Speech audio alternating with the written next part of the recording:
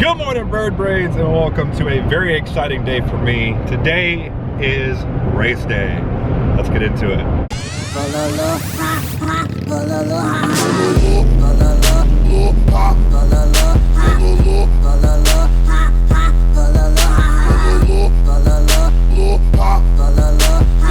So right now it is 7:20 in the morning. We are in my truck. I got Mrs. Bird in the house driving me.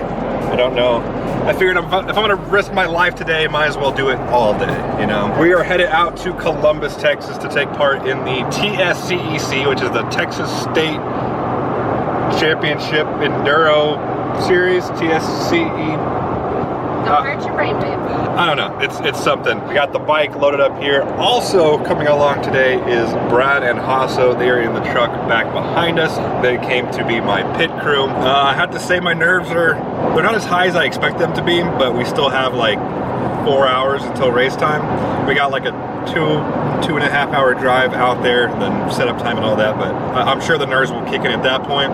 But I want to take this time to kind of explain to you how this series works.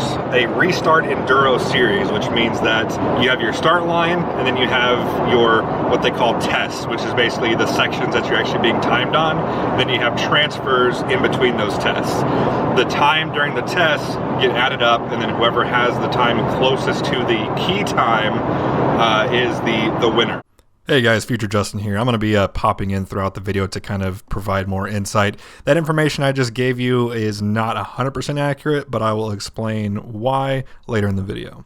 So it's usually the fastest rider. I mean, 9 times out of 10 it's the fastest rider, but they keep the key time to keep people from cheating and cutting the corners and things like that. I am racing the 250C class, which means it's novice riders with a 250cc motorcycle or smaller. I'm in the overall C group, which includes the open C, which is novice riders on a bigger bike, both the women's and the women's expert, along with the 16-year-old and under class, as well as the 40, 50, and 60 plus classes. So a lot of classes go into the overall C. I want to say there's about, last time I checked, it was about 30 riders in the C class. Out of the overall C group, I should say, I think 6 people, including myself, hadn't raced the series yet.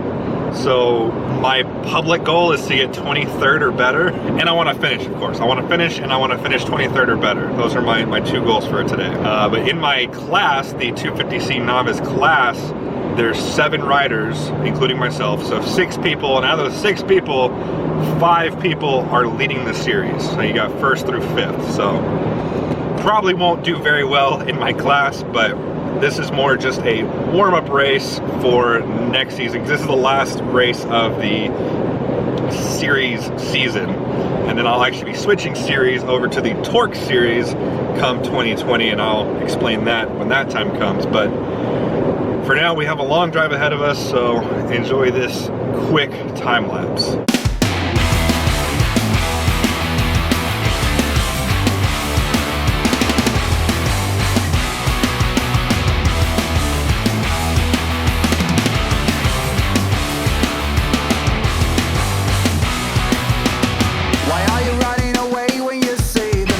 Guys, we have made it here to the race event. We're setting up in the pits now. I got my pit crew doing most of the work for the camp section, and I'm taking care of the bike. Got our race number 5C, so that's a thing now. Got to get that on the bike, and then I also got to get this little transponder thing. This is what they use to do all the timing. So they scan these, and it basically timestamps it that way they know who went fastest. So nerves are normal. I'm starting to get a bit of a headache though, which really sucks, especially this early in the morning, but I'm hoping it's just nerves that are causing it and that it will go away here soon. If not, I might be popping some ibuprofen trying to get rid of that. But yeah, I'm gonna go get the bike ready and get geared up. When you let it be over, you'll be moving on. I will be telling you everything I know. Hear the crowd scream, hey, hey, let us go. I wouldn't let you settle down here below. When there's no one to blame, it's a hoax. What up, friends? It's me. I'm gonna take over for a little while, show you guys what we're doing on the back end while Justin's racing. They're having a, first of all, I'm cold. That's why I got this little hood on. Alright, welcome to the Diamondback Enduro. My name's Eric Pullen. I'm the chair for this event. I'd like to thank Lynn Bailey, Juliette Peters, and a whole bunch of other people that came out and helped right now. There are still a few cows. We got most of them.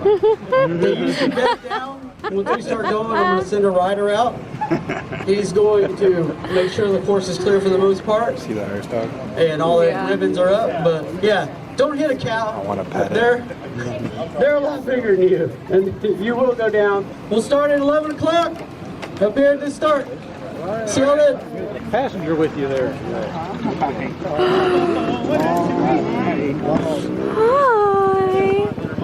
I love you. Best day ever. Yeah. There's so many puppies. Alright, baby, you ready? I still got another hour or so. You're not hyped yet? I don't want to get hyped yet, no. Alright. So we wait. Can't find the thing to stop recording. Alright guys, it's time. My parents ended up showing up, so that was kind of cool.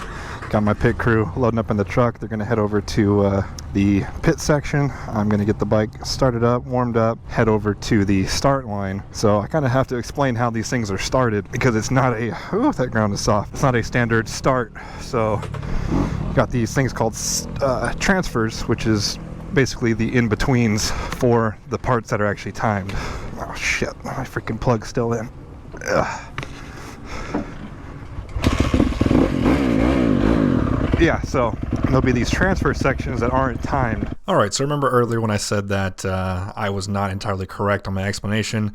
Well, let me take this time to show you why. So what you see here on the screen is what's called a cheat sheet. This basically shows how the race is going to go and at what times you're expected to be there. Well, I was not aware of that. If you see on the left side, you see key time. And that is basically your goal to get to each section. My understanding was that each test was the only parts that were actually timed and the transfers were untimed.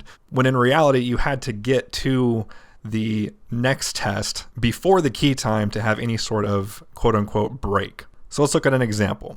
So you see at the start, you see an 11 o'clock key time. That is when the very first line goes off the starting line. And that is based off your number. I was 5C, which means I would leave at 11:05. If you look down to the third row on test 1, the key time is 11:02, which means you need to be at the start of test 1 before 11:02. And if you were there before 11:02, you would have to wait until it was 11:02 to start that test. Coming down here to test 2, you see that I was supposed to be at test 2 before 11:59 or at 11:59 in order to get any sort of break. I did not understand that correctly, and you'll kind of see how bad that issue snowballed and why I got such a poor result at the end as the video goes on. But let me also make that clear that I am not using that as an excuse for my performance, but it definitely did make my performance even worse than it already was. And this particular race starts with a transfer, so when they basically say go, you're not racing there. So I'm going to use the opportunity to let the fast guys get ahead of me and just kind of take my place in line. The headache has gotten worse, unfortunately, but I'm just going to have to push through it. Back. Really good price though. Update. So right now we're with Hasso. That's You gonna get my name right? And David, right? There we go. Hasso and Team Bradley. Over there in the back, we got Mama Bird and Papa Bird. And a boy, Justin just got his bike started up. He's all geared up and he is on his way to the start. That's him behind us. There's only 2 people allowed to help the bike, so that's gonna be Brad and David and Hasso and whoever these 2 people are. I need to hello my name. Oh my god. And so then that leaves the rest of us. There's a little section for parking that's right here next to the pits, and that's where we're gonna be. We're gonna walk down to that area and see if there's a section that has his bike number so we know where he's gonna be. So when I arrived to the starting line, I wasn't really quite sure what I was doing. I've seen different series start in different ways. I noticed over to my left, I saw a fellow red-headed gentleman, and he looked like he knew what he was doing, so I went over and struck up a conversation with him to see if I could get a few answers to some of the questions that I had. You raced one of these before? What? Have you raced one of these before? Yeah. Can you kind of explain to me like a 5-year-old what's going on here? Okay, so This guy was extremely nice and was able to answer pretty much every question I had. And then we chatted a little bit about our riding experience and what got us back into dirt biking, as he had also taken a very long hiatus. And then we wished each other luck and got in line for the race. oh, man. Justin, have a good one, bud. You too, man. Yes, sir. Good luck. What a nice guy. Well, no dead motor starts. That's going to be a positive for me. Even though I'm good at kickstarting this thing, it's definitely not as quick as these electric starts are.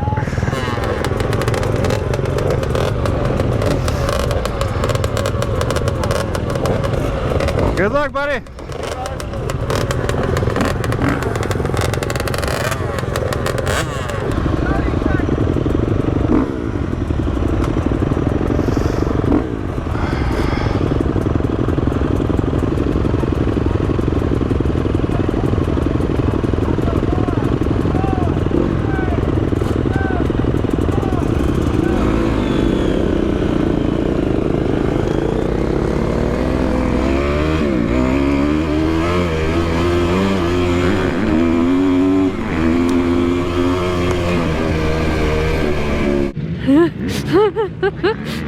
I'm so excited.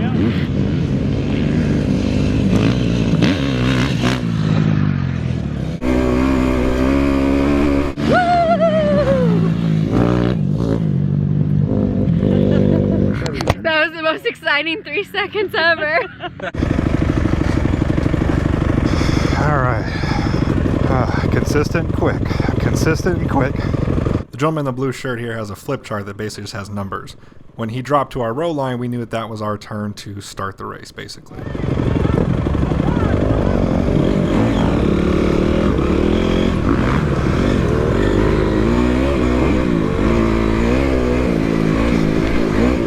Oh, big ruts.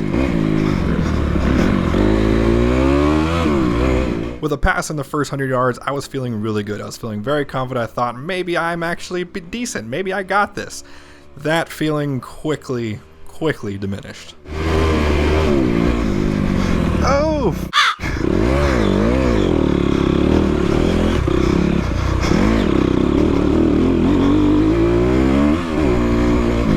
The test started out with some semi-technical woody sections, but overall the soil was really nice. It was moist in some sections, but overall pretty much damn near perfect riding conditions.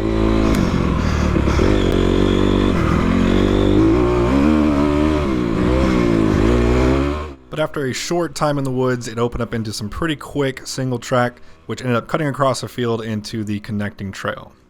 This is also where I had my first missed turn of the day.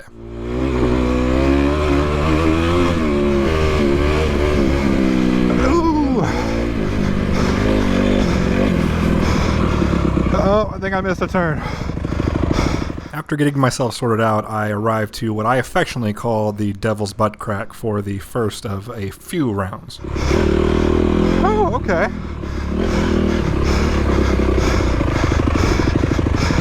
Oh, man. Ow. After making it through the first round of the Devil's Butt Crack, it had a wide open, fast speed section up around a lake and then right back into the crack. Oh, one of these stupid things again.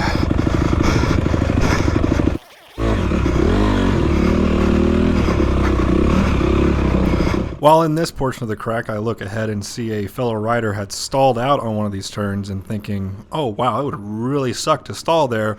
I, of course, focus way too much on it and end up stalling my bike for the first of many times.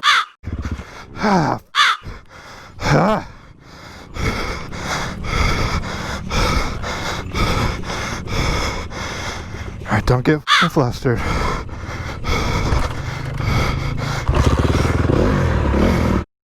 After the open section, we went into the first of many trails in this test.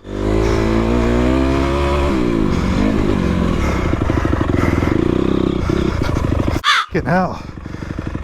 At this point, I was thinking that reading the trail was going to be a little bit more difficult than I thought it was, but in true, it only happened a handful of times across the entire race.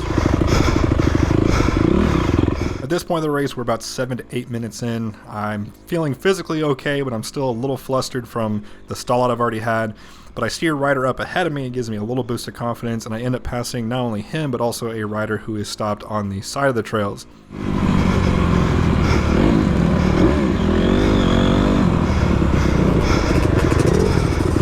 Come on, dude. Come on. Look out! Consistent and quick. Consistent and quick. Here we are at about minute 12, and this is where I started feeling a little bit of the physicality kicking in, a little bit of discomfort. This resulted in me riding a little bit sloppy and making a mental mistake such as this.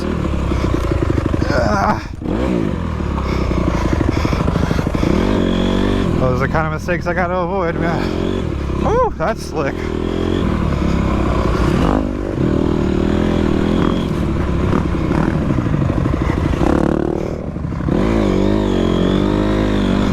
A few minutes after getting passed by a couple obviously faster riders than me, we dip into a large creek gravel section.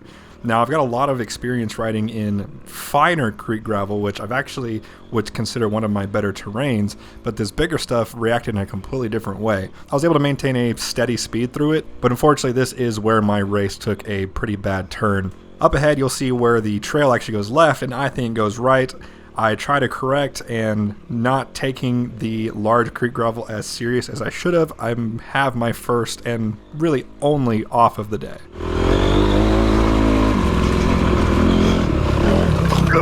Oh.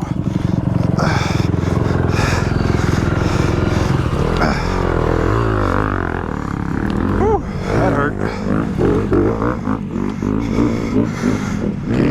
Unfortunately, this takes a huge hit on both my mental and physical game. I wasn't expecting to go down in such an easy section. I started getting passed by all the riders I had already passed. I could just feel all the time going by as I'm sitting here trying to get my bike back into neutral so I can attempt to get it kick-started. It's not starting. The bike is sunk pretty deep into this creek gravel, so I'm not able to back it up. And even if I am, I've got racers blowing by me every few seconds. All right, compose yourself.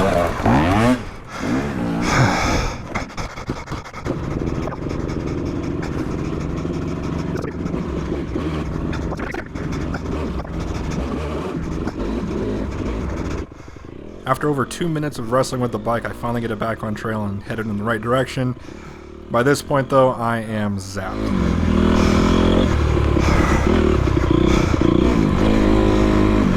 Whew, all right. Recover, recover, recover. Oh, that was deep! Ooh, I should be going quicker here, but I'm using this opportunity to rest my hands and my arms. Ooh, another deep one. Where the f is the trail? Oh, there it is.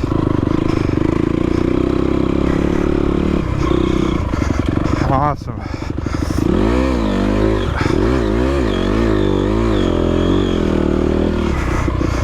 Oh my God, my hands are killing me. So the only reason I left this clip in is to prove to you guys that I do know how to clear a log, but unfortunately they will become my nemesis here shortly.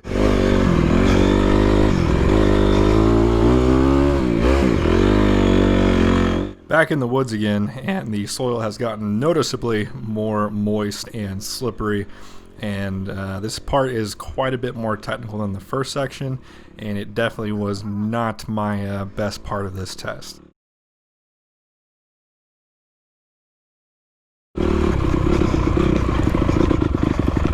Oh. Come on, dude. I can push through this. God.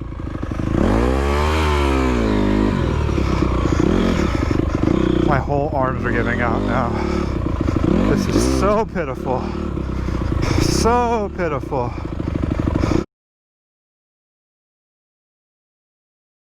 We're at around minute 30 here, and this is when we start coming up to my arch nemesis, the logs. Oh.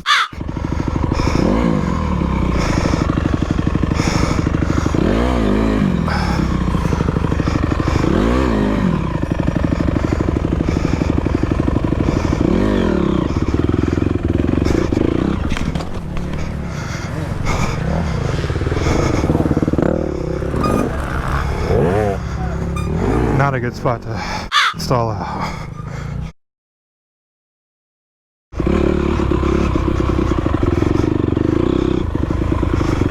God, I'm riding so sloppy. I gotta stop, guys. I gotta stop. My hands are done. I'm trying to stretch them out. That's literally as far as I can stretch them. Oh. I didn't stretch my hands. I forgot the most important part.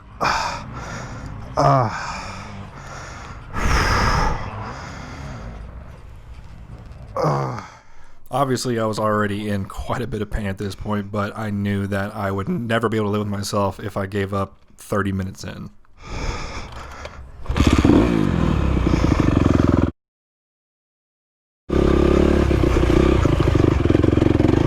Oh,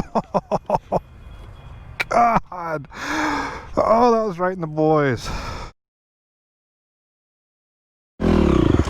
Are you f***ing kidding me?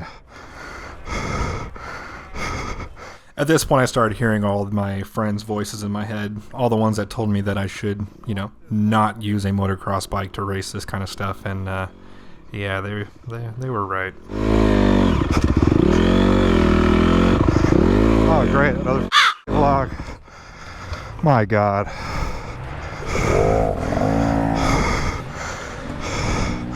This right here was probably the second biggest impact to both my physicality as well as my morale, because not only did I stall, I stalled right before a log, which I've already had an issue with, and I'm in a tight single track section that any mistake is going to be holding people up, and kind of where I'm at already is kind of disrupting people, but it's about to get a whole lot worse. Oh great, now I'm stuck here.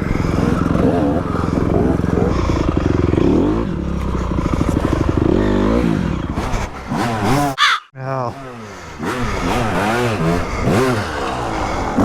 Sorry.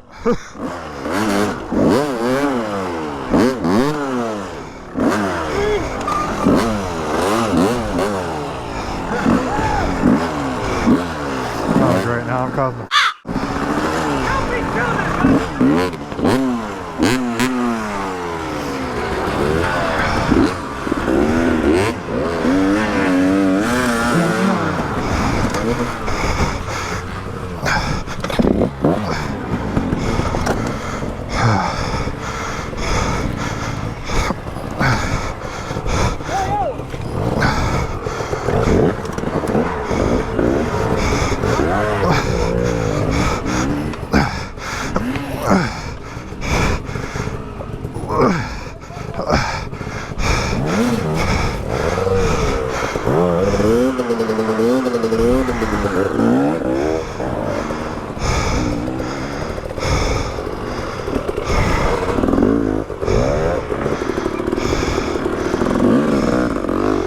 Well, that was probably worst case scenario.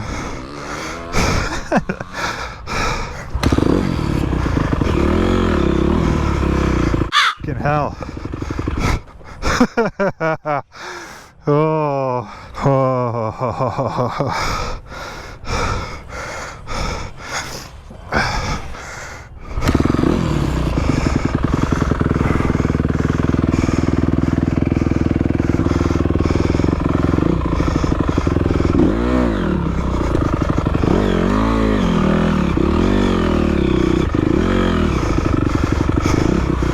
The remainder of test one was relatively uneventful, very slow, but then the craziest thing I have ever captured on camera happened right here.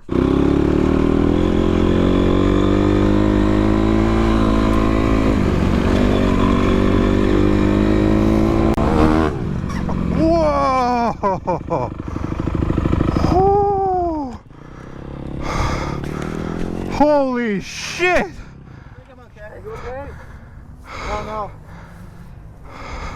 Oh, I got all that on GoPro too. Holy shit.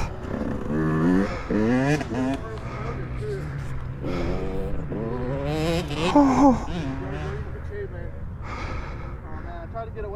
Yeah, I saw you. Yeah, you had nothing to, you couldn't have gotten away from that. All right, cool. We should be getting pretty close to the end anyways.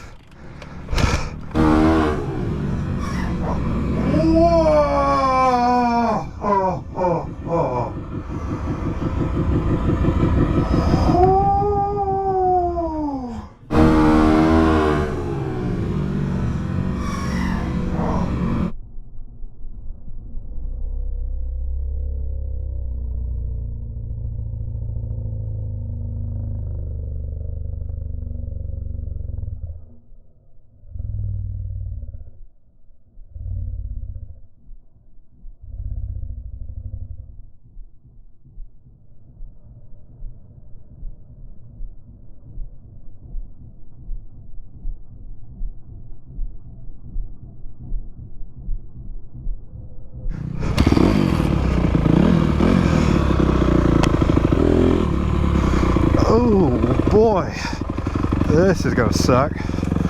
Should not have slowed down.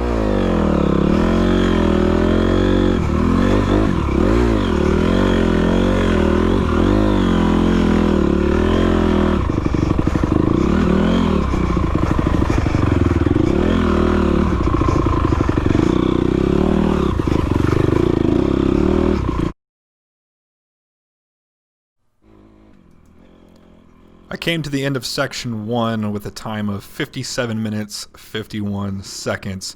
To give some perspective on that, the class leader did it in 37 minutes and 40 seconds, so about 20 minutes behind the pace. And that section is actual good timing because we started at the right time.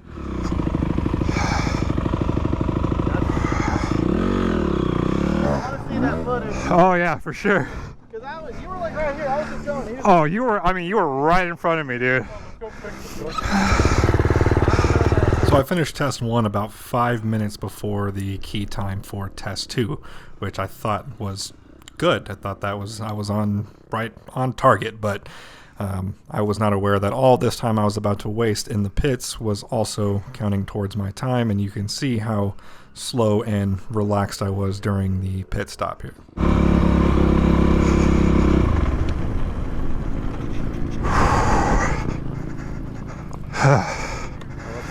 There's been no updates at all on this thing. Well, I just finished the first one, so.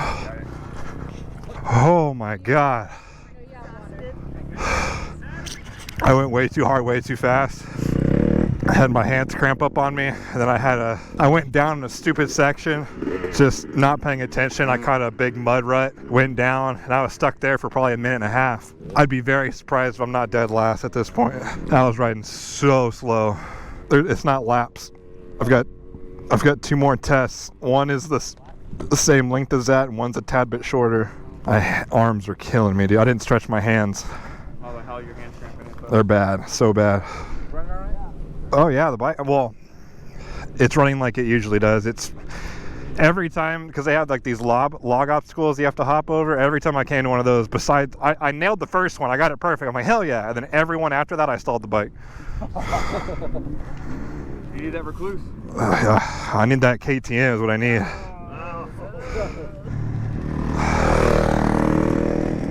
Show off. The real challenge is going to be just as painting. Let's go. See if it survives. We got some painting. We're going to a painting class today. That hurts, man. See you on the other side, bro. Maybe. Go, baby, go. Go, baby, go. Y'all can leave. We'll wear skirts next time. Yeah, so will I. That's based on how I'm riding, that's what I need to be in right now.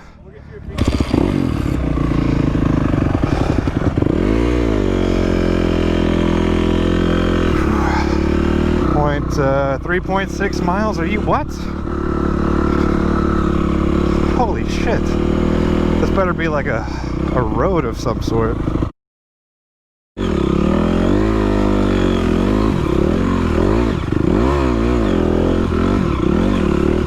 After waddling through the transfer, I finally got to the beginning of test 2. I could tell people were looking at me like I was already supposed to be going, but once again, I really didn't have any idea what I was doing at this point, so I kind of just sat around and looked and kind of gauged to see what other people were doing, and I realized that I was about 25-30 minutes behind the key time at this point, so I waited for the next wave of riders to go, and then I took off.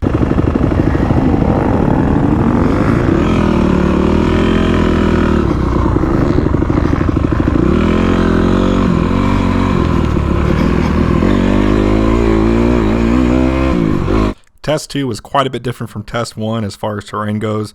We saw a lot more creek gravel, some creek gravel mixed with some sand, and then some sand, and some more sand.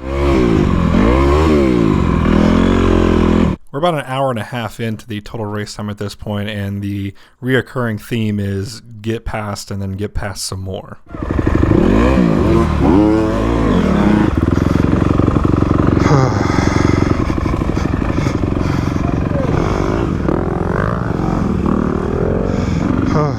God damn it, I suck. We're about an hour and 42 minutes in at this point, and I noticed that there are no trail markings on the trail, so I was worried that I had missed a turn. I passed a rider facing the opposite direction, which then solidified that idea. So I took a quick stop to kind of reassess the situation to make sure I was on the right trail. Turns out I was. I don't know what that rider was doing facing the other way, but it did delay me a tad bit. I think I took a wrong turn.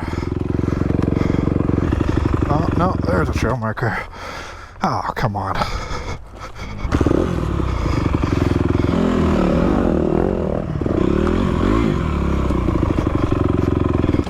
God damn it. I can never stall in a good place, can I?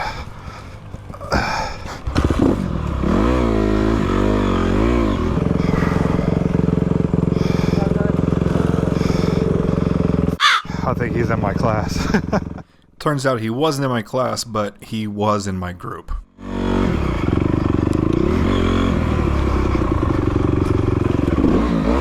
Oh, that was stupid.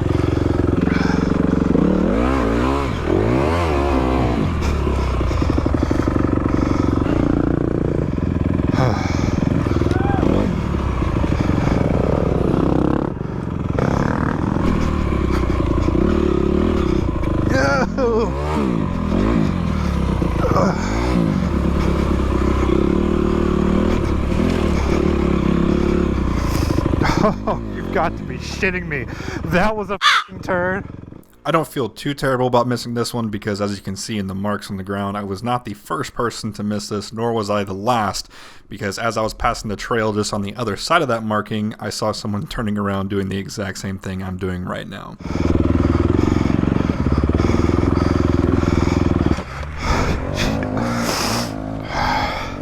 Oh man, I feel like everything is against me today. I feel like my body's against me. I feel like my bike is against me. I feel like these course markings are against me.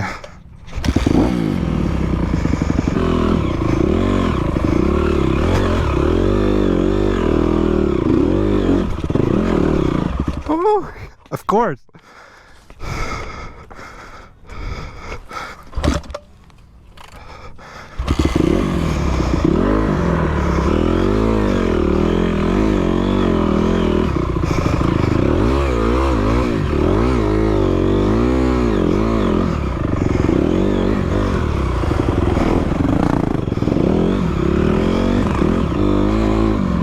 There's a grip on everything.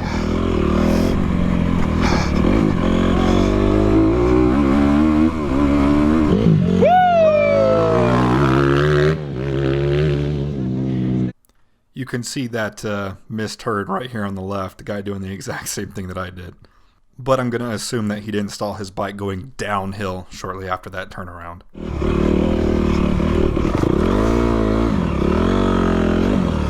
I literally couldn't even fit through there. God damn it. I finished section 2 with a time of 69 minutes and 51 seconds. Now remember, that is including all the time, including the 20 minutes extra I had from the first section.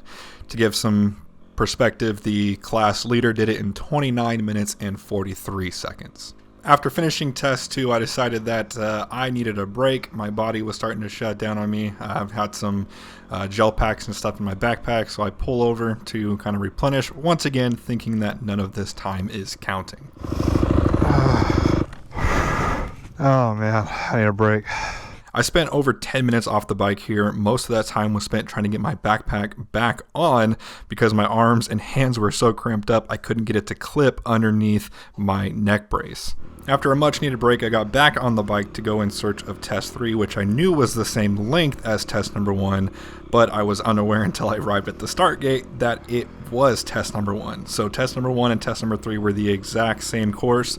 Yes, that's right. That means the course with all the logs and all the issues that I had on the first test, I'm now going to have to do a lot more tired than I was the first time. Oh, this is test 1. Is this 3?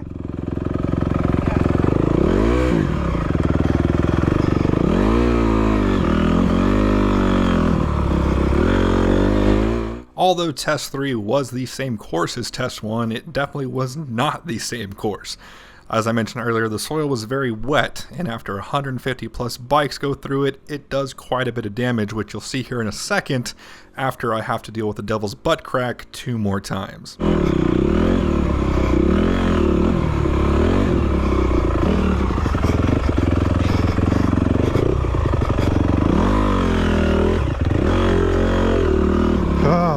That's tiring.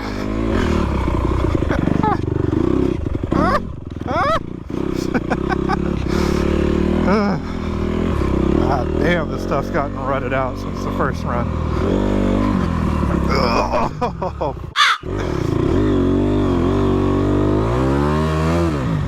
Uh-oh.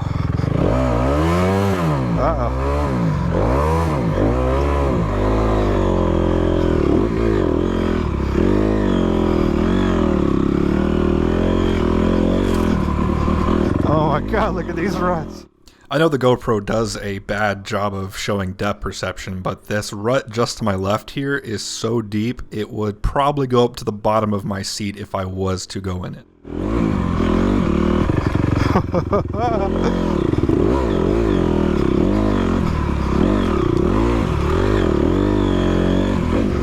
I might be in last place, but I'm gonna finish, damn it. The remainder of this test was generally uneventful. Of course, I stalled a bunch on the trees and whatnot, but I was going to take this time to kind of give you my recap of what I learned in my first Enduro and kind of some things that I enjoyed, some things I didn't enjoy. So first off, what I did enjoy is that when you ride for over 3 hours, you really get a chance to really hone in on your technique. Now, this is of course something I wish I could have had the opportunity to do, not competing, but when you do something just repetitive and repetitive and repetitive, you do get better at it. For example, on this test, I finished just under 10 minutes quicker the second time I did it than the first time I did it. Now, of course, the timesheets are not going to show that. On the official timesheet, I finished this in 93 minutes and 59 seconds, but using this video as time, I did finish this around the 47-minute mark, which puts me only about 10 minutes off the pace of the class leader. And what's crazy about that is I felt it. I felt myself getting faster. I felt myself doing these small little tweaks here and there to, take the turns faster, maintain my momentum. I learned in Enduro, momentum is key. You don't want to be braking in the turn, do all your braking before the turn and carry yourself through the turn because you waste too much energy throttling through the turn and things like that. But I felt myself become such a better rider because of this. Now, I said them again in the video that I wanted to finish the race and come 23rd in my group. Now, fortunately, I did finish the race. It took me 221 minutes and 42 seconds. I was 98 minutes off of the class leader. I took 6th in my class, so 6 out of 7. The only other person that I beat ended up DNFing after test 1, and I finished 28 out of 33 in my group, finishing above only one person that finished and then 4 people that DNF'd. But I'm going to keep hammering this point home. The lessons and tips that I taught myself in this process of the Enduro is well worth 5 places in my book. I feel that if I was to do this again, I'd come in with a complete different mindset, a complete different skill set to allow me to do a lot better than I did this time. And I knew that going in. I've heard from way too many Enduro riders saying that your first one's going to be your worst one, and that you just learn so much riding your first one, and they could not be more right. I, of course, want to take this moment as well to thank my pit crew.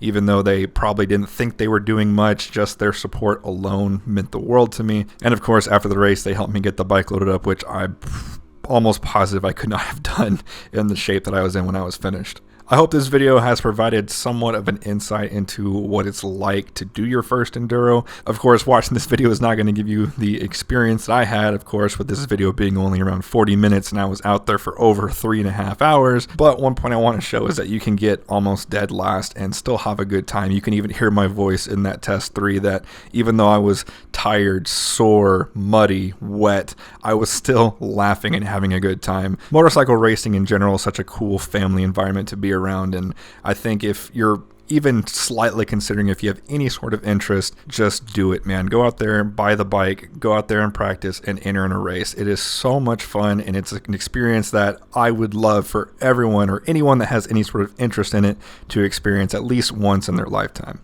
Also, I do want to give a shout out to TSCEC for putting on such an awesome event. This does take a ton of work. It takes a lot of volunteers. These guys aren't getting paid. These guys are doing it for the love of the sport, and you can really tell that they put their blood, sweat, and tears into this organization. I do want to make it clear that I'm switching series next season, not due to anything that TSCEC has done, but rather just the geographic location where they hold their races. They have a very widespread calendar, and I, unfortunately, with all the other stuff I'm doing with this channel, as well as my full-time job, just will not be able to compete a full series with their locations. They do a lot of stuff up in North Texas. They even have races out in New Mexico and Colorado, I believe. I'm going to the Torque series, which is based more around the San Antonio, Austin, Houston area. So it's going to be a lot less driving, a lot less miles to cover, a lot less time away from other things that I need to get taken care of. But before we wrap up here, let's go ahead and listen in to me finishing this race and having a conversation with my pit crew while I am just dead ass tired.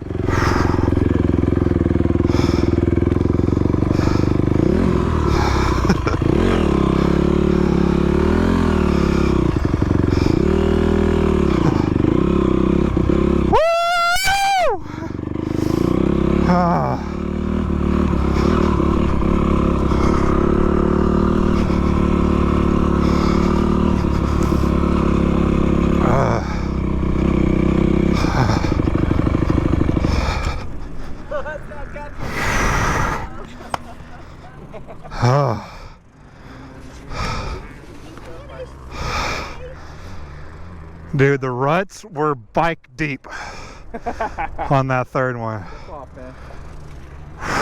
You're a lot muddier now than you were. Yeah. Ow. Want to know where you're at right now? Probably dead last, but I don't give a shit. You finished. 26. 26.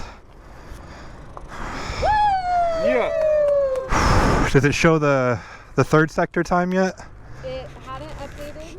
Yeah, they've been really slacking on their updates for a while. Oh my god, my arms are so 93 minutes, 59 seconds. If you are watching to this point in the video, go ahead and put hashtag end of video crew down in the comments, and I will select a winner for a special prize that I can send out to you guys absolutely free. Other than that, if you like this video, please hit that like button. Let me know if you actually enjoy this type of content. If you haven't already, please go ahead and hit that subscribe button, especially if you enjoy this type of content. Other than that, I want to thank you for watching. I'll see you guys next time.